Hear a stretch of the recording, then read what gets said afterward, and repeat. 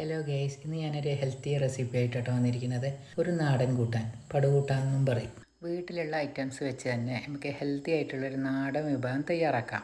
ആവശ്യമുള്ള സാധനങ്ങൾ ഞാൻ പറയുകയും കപ്പ, ചേമ്പിൻ തണ്ട്, പപ്പായ, എണ്ണിപ്പിണ്ടി കഷ്ണങ്ങളാക്കി മുറിച്ച് കഴുകി വൃത്തിയാക്കി കുക്കറിലിടുക. അതൊരു കലയാണ്, നമ്മളത് ഉണ്ടാക്കുന്ന കലാകാരൻ.